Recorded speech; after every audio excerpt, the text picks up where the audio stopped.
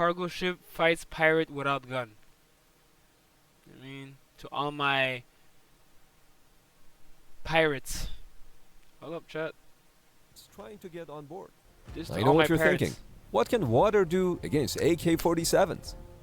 In reality, water cannons are actually pretty effective in preventing pirates from getting on board. But I agree with you. Water guns are quite underwhelming as a weapon, especially considering that if pirates somehow manage to get on board, it is game over for the ship's crew.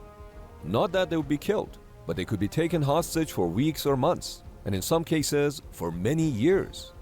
But what happened when Somali Released after 5 years. Chat, what? pirates attacked a US Navy cruiser and destroyer at the same time?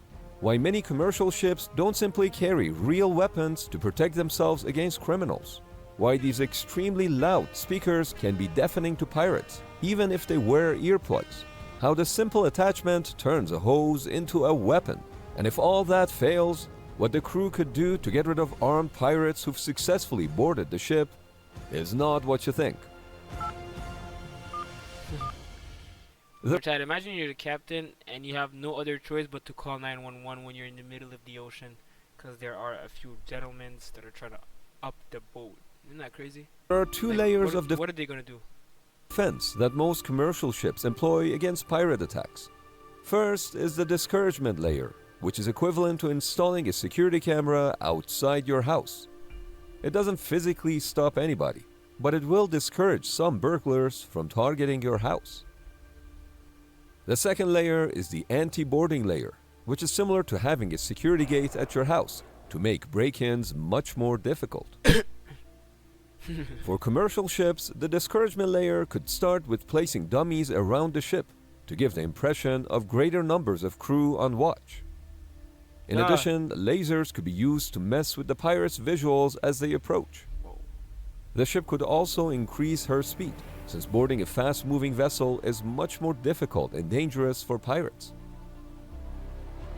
But long-range acoustic devices, or LRADs, are probably one of the most effective tools for discouragement. As soon as the crew notices any suspicious boats approaching them, they could use LRADs to communicate with that boat. Unidentified small craft. You are now considered a threat to this vessel. And if that doesn't stop the pirates, Speaker? LRADs could play a very loud tone, which could be as loud as standing behind a jet engine and directed toward the boat, which is very uncomfortable, if not deafening. Now you might think the pirates could simply wear earplugs, but according to one manufacturer, that wouldn't be very effective. That's because sounds can still travel to your inner ear through vibration of the bones in the skull. That's tough. That's tough. What if the pirates are prepared? Is how bone conduction headphones work. In some cases, this might be enough discouragement for criminals, who might turn around and look for the next easier target instead. That said, pirates who are serious could shoot the LRAD and destroy it. Captain Phillips. And that's where the second layer of anti-boarding equipment comes into play. Yeah, this could be a Mr. Beast challenge. Like, the first one to get on, you know what I mean? I got so many Mr. Beast ideas, man. Mr. Beast. This is a weapon to stop boats. It shoots out a rope that stays on the water surface and then tangles up the engine propeller as the boat crosses over it. Now take that same principle, apply it to cargo ships, and you get this. A series of trailing wires that can be brought out on the sides and the stern of the ship. If a boat tries to get too close, there's a good chance that this would stop them and make them think twice. A quick stop like this could in fact be dangerous for the pirates. Okay. Water cannons are another effective tool to prevent unwanted onboarding. The cannon's water pressure You know what's crazy? This might seem so light, but it's actually so powerful. can be used as a deterrent for pirates, just like they're used for riot control. Oh my gosh. But the cannons could also fill up an approaching boat and potentially sink it. Crazy. Some cannons are remote operated so the crew can use them from a safe distance, without having to worry about being fired at. Some other ones are fixed, but shoot water in all different directions to hinder onboarding. And some others have rotating heads, which consistently spray water on the sides of the ship. And then, there is the water curtain. Water curtain? This specially designed sinker weight keeps the nozzle down near the water's surface, and the restrictive nozzle at the end ensures that the water coming out does so at high pressure. This makes the long hose lash about unpredictably and violently. Okay. It would definitely hurt to get hit by this thing. And if you have several of them down the side of the ship, it would make it quite difficult to climb on board. I think these are the best you could possibly get. Well, you could just grab onto one, right? The good old barbed wire or razor wire can also be used to prevent pirates from climbing on board using a ladder. Rolls of razor wire could be brought on the deck and quickly set up whenever needed. An alternative approach is to use safety barriers. These barriers can be simply attached to the sides of the ship and keep pirates out by preventing them from latching their ladders on the perimeter of the ship. Oh, that's nice. Even with a rope, they are difficult to climb over due to their shape and the gap that they create for the climber. www.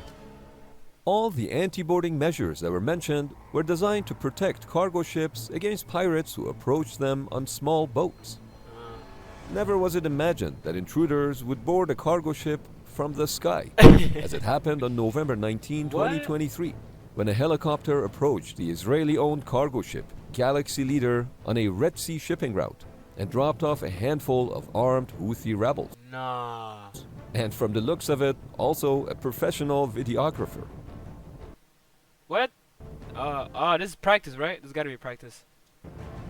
The rebels surprised the 25 crew members and took him hostage. Oh, this is real, and they got it on camera. Oh, that's tough. But is there anything that the crew of Galaxy Leader could have done to save their ship? In any hijacking scenario, once the attackers are on board, there's really only one thing that the crew could do to force the hijackers to leave. And I'm not talking about a gunfight.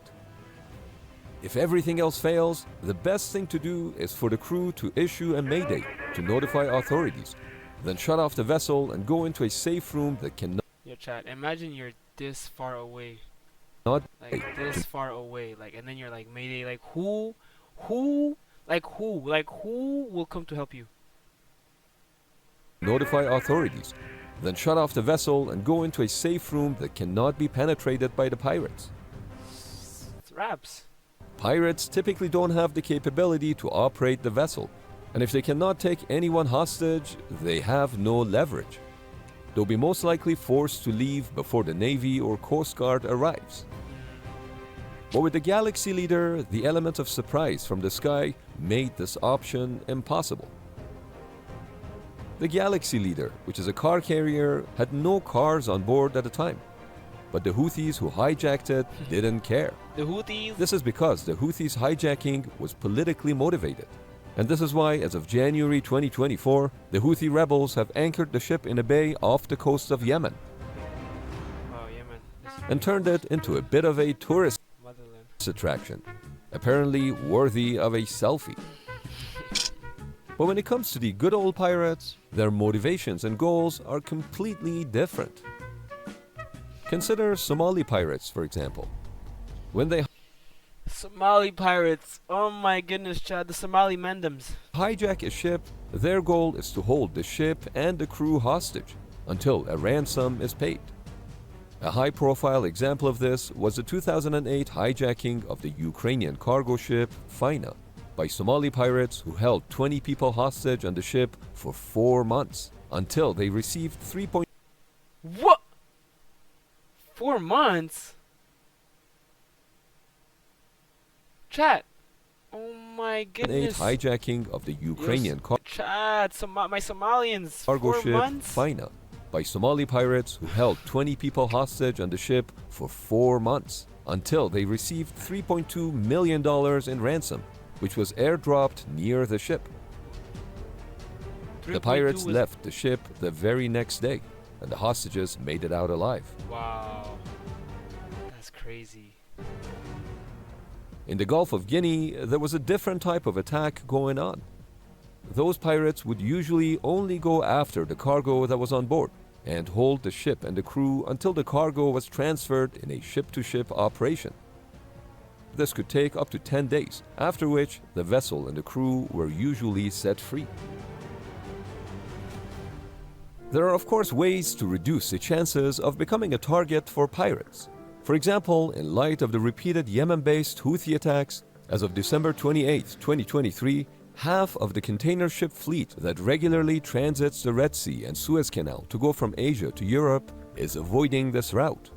They instead go around the entire African continent, Bro, that's too long. which adds as much as a week to their voyage, increasing shipping costs and adding delays. Those who choose to continue using the old route premiums. But isn't it easier to just arm the crew with guns so they can protect themselves against attacks?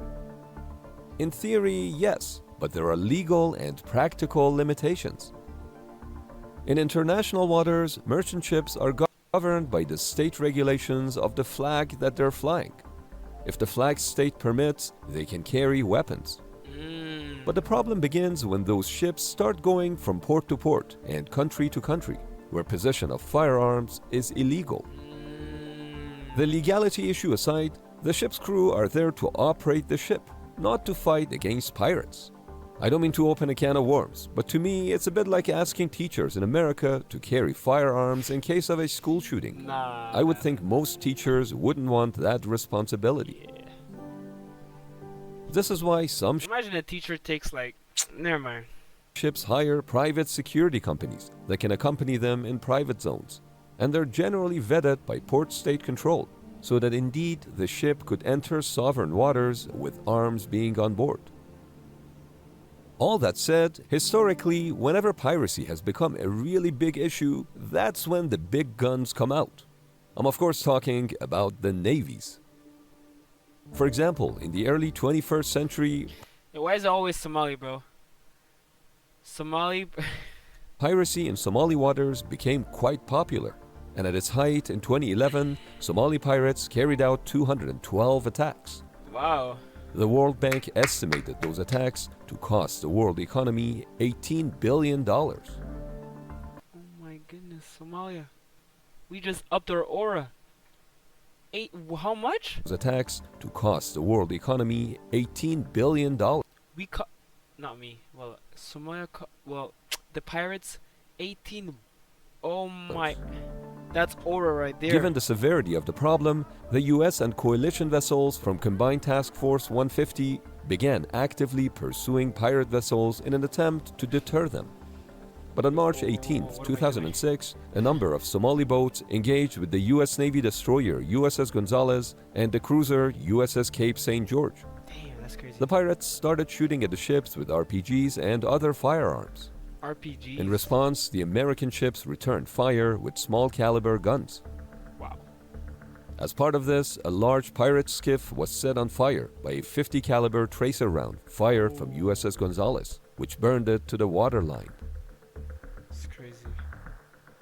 Historically, a big role of navies around the world has been securing merchant routes and fighting piracy, which is why after repeated attacks by Houthi rebels on commercial ships in the Red Sea that crippled global shipping, as well as their attacks on US naval vessels, on January 11, 2024, the US and British forces carried out airstrikes on targets throughout Yemen as a response to the Houthi militia, known as Ansar Allah, as a specially designated global terrorist group, which means no more water guns for the Houthi rebels. www. Very interesting video. I did not know that's how it went. Every procedures and whatsoever.